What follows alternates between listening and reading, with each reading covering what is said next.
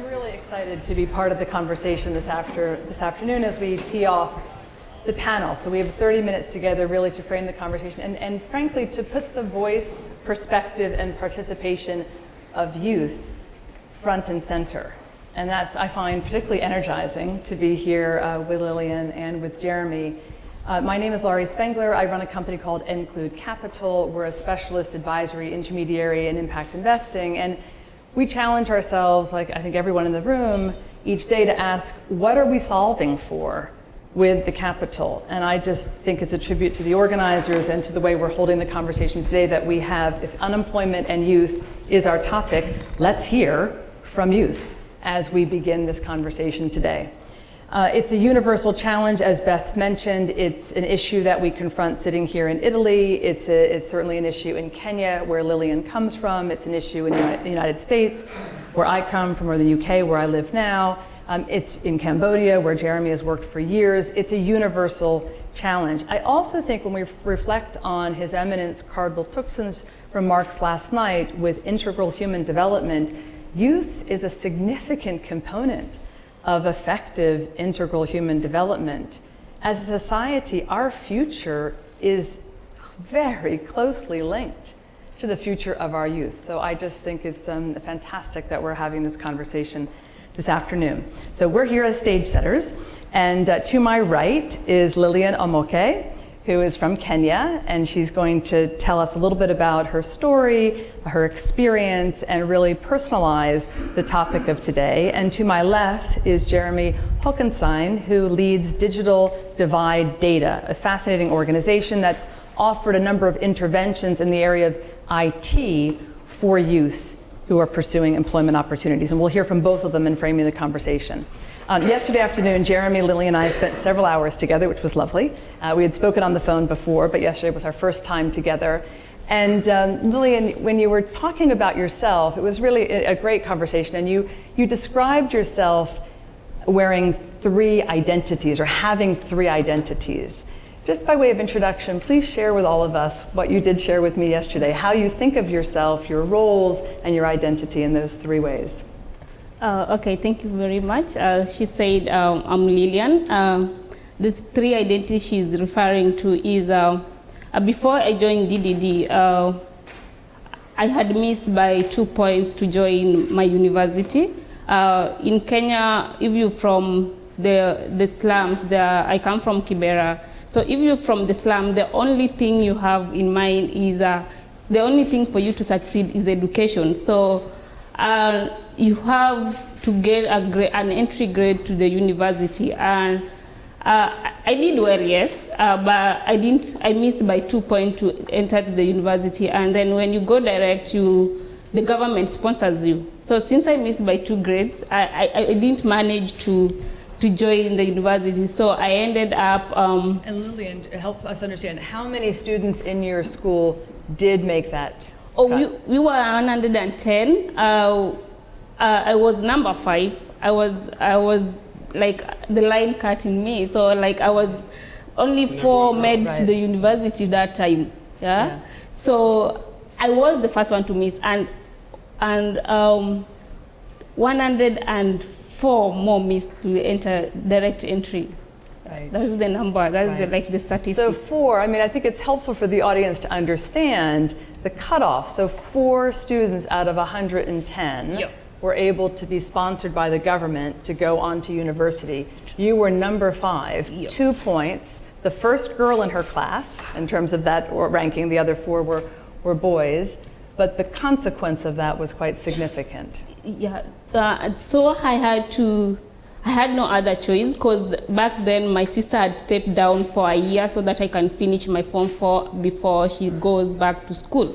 So when I said I want to go back to school, my dad said, you can't, because I have another person I need to support. So that was it for me for that time. I didn't know. Then I started selling eggs in the street. Could make 300, make a profit of 20 shillings per day, which wasn't 20 shillings like $0.2. Yeah, it is. So I went back to the school. I had a mentor who was my teacher back then. So just so because I think the story is really important for people to understand just the realities. Okay. So when you go home, your dad says, look, we have other children in the family who are waiting to continue school, who sacrificed themselves by waiting a year while you finished your studies. So they've got to go, so there's no option for you to go back and complete another year to try to get the grade again. But the job prospect for you at that time, the opportunity was to sell eggs on the street. That was what you could find to have any kind of livelihood activity at the time. Yeah, because that was the only amount. I think I had 150, which is $1.5, if you put it that way. And my dad added 150 shillings for me, so I had 300 shillings. That's the only capital I had that time. Right. So was the only thing I could have started with. Right. Yeah. So that was your startup capital. Startup capital that as you left the house. Yes. Yeah. So when I went back to school to say hi to my deputy, and I told her what I was doing, and since I was kind of a favorite in school, yeah, I was a favorite. I was like We're not surprised by that, Lily. I was the head girl. So she told me about the program, that digital divide that I had with the school. They were taking people from school to give them you get the job, and then after here, if you prove that you are a top performer, you will be taken to school. That was the main thing I saw there. And then they will give you scholarship, and then half of it, they will give you something like a loan, so you will return for a specific period of time. That was so attractive to me. And so it was the combination of being able to continue your studies and learning some skills that you found quite interesting about this opportunity. And being able to buy sugar. At home, for tea, exactly. For tea, yeah, because that was always my dream. I dreamed of having breakfast every single morning, and until now I don't lack sugar in the house. I have like 10 kg every month. Yeah, so when she told me that, she introduced me to Calvin. Calvin is the recruiter from the school. When I met Calvin, he asked if I have computer skills. I said no, I had never touched computer before, because the school is located in the slums. So when Calvin said that, since Calvin knew the deputy, he decided he will take me in. And he said, gave me one thing: if you can prove yourself in a period of 2 weeks, you can be able to type 25 words per minute, then you will be taken. So that was my target that time. So I went through the training I was going there like 12 hours every single day. I could type every single day, and by the time, at the end of 2 weeks, I was typing 28 words per minute. Amazing. That was the one. Amazing. So now I was employed. The three roles that I play is the going at work, being at work, and being the best at work. And then I come back to where I come from. I saw so many ladies at that place. People struggling to make it in life. People facing all these challenges. And I try to come and tell them, no matter where you are, if you want to do this, you will do it, and try to make people understand that you don't have to do what other people are doing where you are. So I have like a family of 6 girls. I'm the mother, they call me mom. So I'm a mother of 6 kids. So these are not your actual kids, these are your oh yeah, they're not my actual kids. They are my, how do we call them, mentor kids? Mentor children. Yeah, right? They're almost my age mate. Yeah. So I try every weekend, we try to get together, get to talk to each other, and try to understand each other from their come from. And the parents there don't talk to them, so like we share most of the things. Right. And then the other role is the family role. Right, inside your own family. Inside my own family. Yes. I live with my father, the second born. My brother is married, so we don't stay with him. I've never stayed with my mother. I started living with my dad since I was 4 years. So, and I'm the first lady in the house, so I take care of any mother role. My sister look up to me. I take care of my siblings, so I'm like the mother of the house, yeah. So you have your role at work, they call it DDD, Digital Divide Data. you have your role in your immediate family, and you have your role in the community, Yeah. which you spend your time on the weekends trying to mentor other young people or other young women as they can think about their lives. An interesting part of your story, Lillian, though, is at school. When you went back, as you were selling eggs on the street, you walked back to school just to visit a woman who had been your mentor at school. You went just to see her. And she was the one who actually created or linked you to DDD. Is that right, Lillian? Yeah. Yeah, which I think is really an important part of the story. And as you were sharing with me, when you were saying, with other young people, the role of teachers or communities, you said that someone is always there also helping. Beyond your immediate family, there are people, which is one of your motivations to give back to your community. Can you say a little bit more about that? The reason why I decided to join this organization in the slum to at least help other girls is my parents never did this for me. Someone else did this for me. Yes. My deputy was like my mentor. My deputy is the one who ensured that I got the job I got. When I'm at job, our director is the one who teaches us what to do and everything. My fee was paid since I was from high school. Half of my fee was taken care of, and then I joined university, and then my fee is also paid for. So my dad did a part of it, but most part of it, someone else did it for me. So I can't really give back by maybe paying someone's fee, but the only way I can give back to the community is giving the knowledge I've gained over the years. That's the only way I can give back.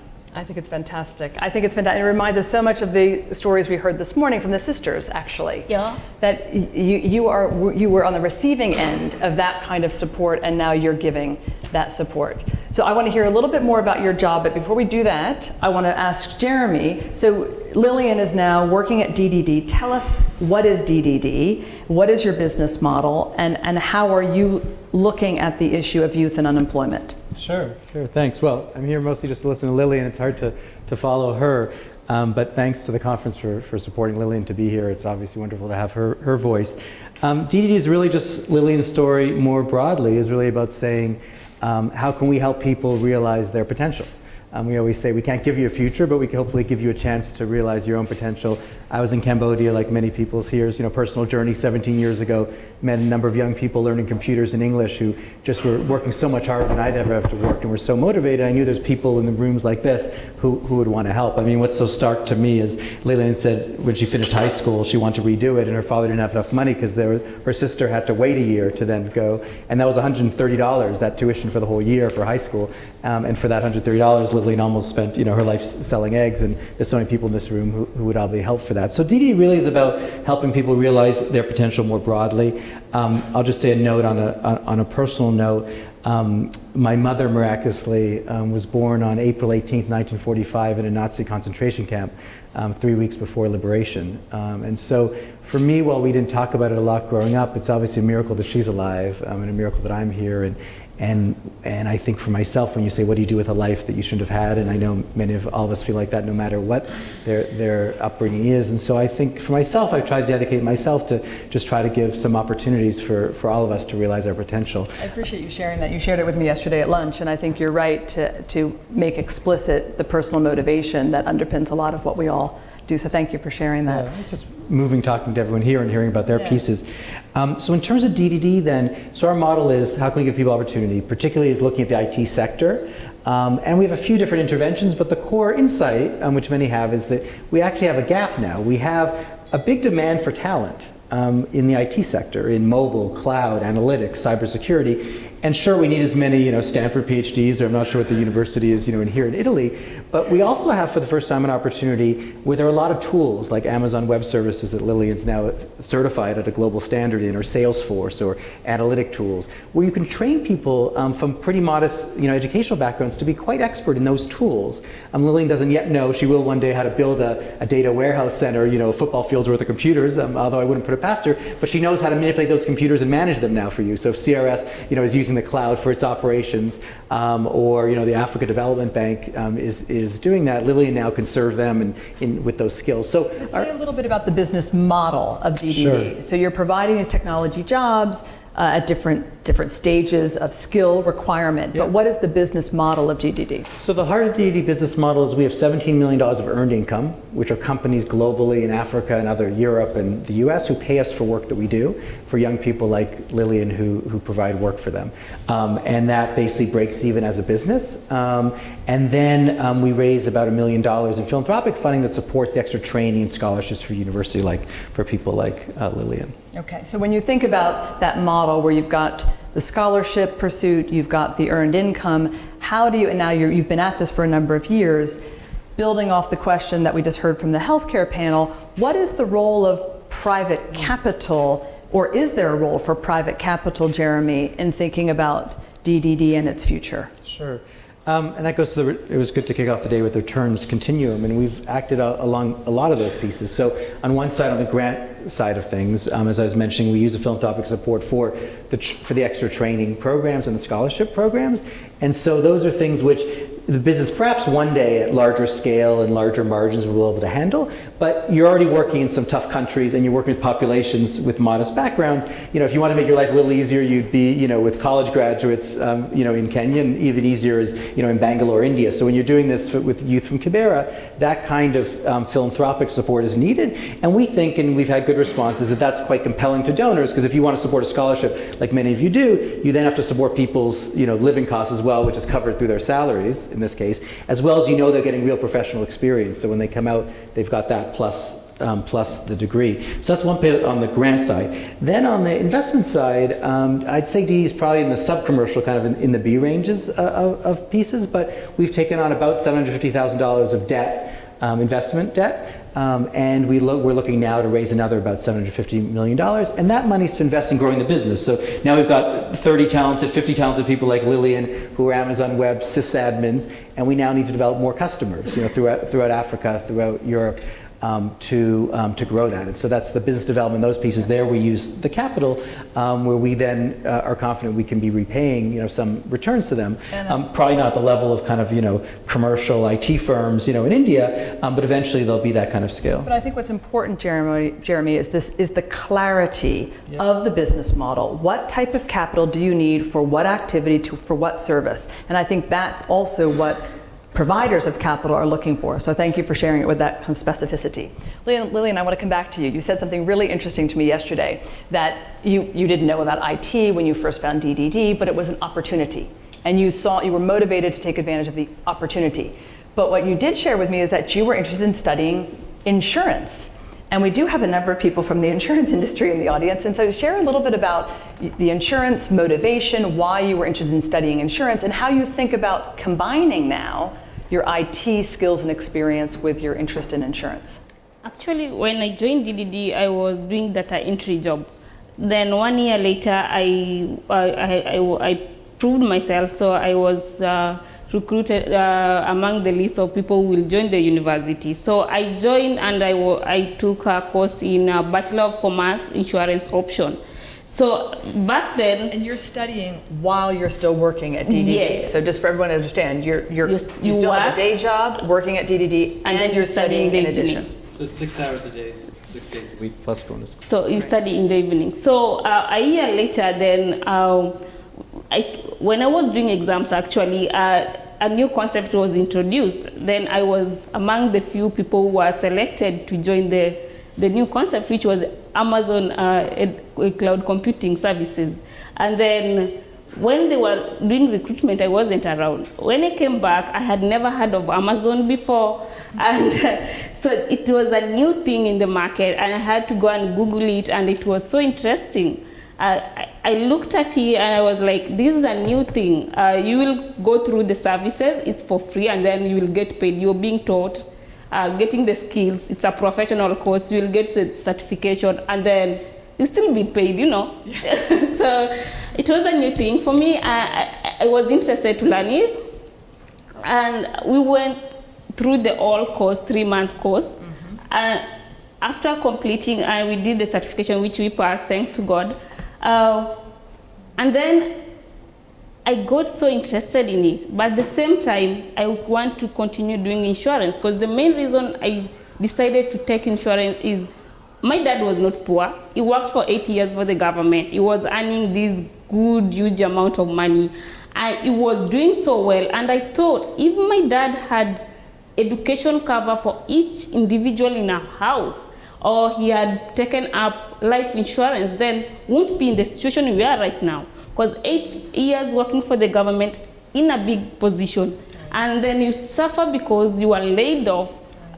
2 years later, you can't even sustain your rent, and you go back from high living estate, and then you go to Kibera. Like that is, moving upward is so easy. You can adapt easily, but moving downward is so hard.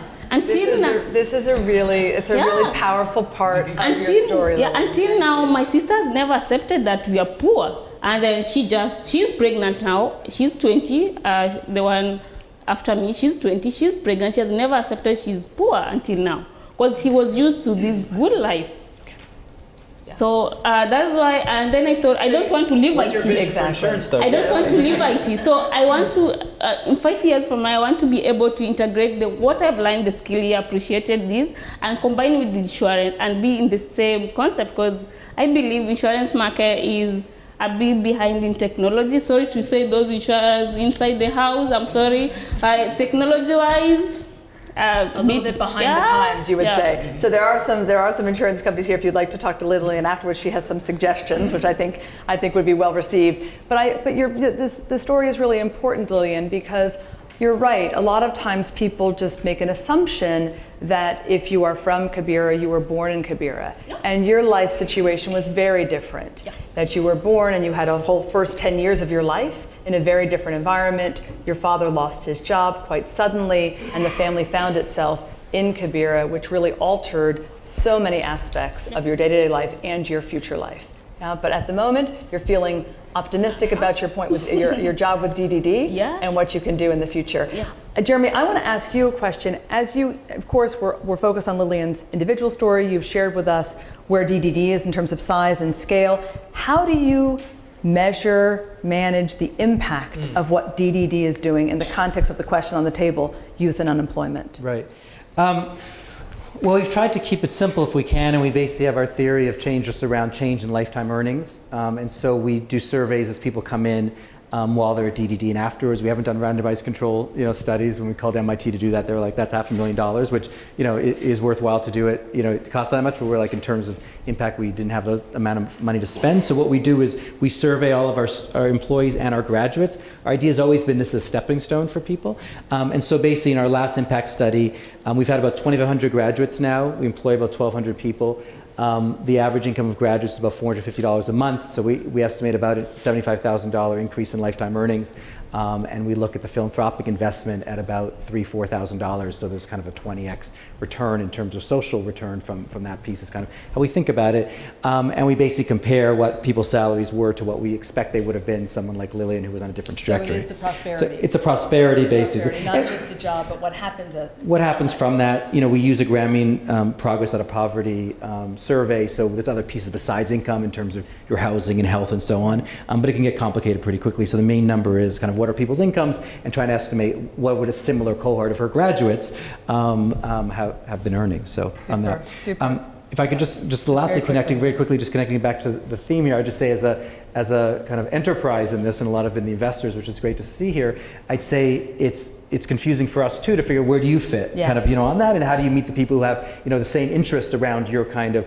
where you are on the spectrum. And so we have and so we're kind of finding our way on that, and people like Lori who do that professionally, in other words, are helpful to that. So I just encourage also for the sector on both sides to, I think, help each other figure that out, because it's not worthwhile wasting your time talking to someone who's looking for A1 when you're in B1.5, let's say, and kind of using that. Just to highlight, our friends from OPIC are here, and I'm based in New York, and they have a new fund that's with Citibank and Ford, and OPIC, that's around scaling social enterprises, which is more targeted for those who are kind of more on the frontier, let's say, around us. So I'd just be interested in learning from others here who have ideas for us. I think the point about clarity and specificity, even recognizing Deborah's good point this morning that there's a sequencing and there's a development, I think is critically important for the alignment and the partnerships to happen.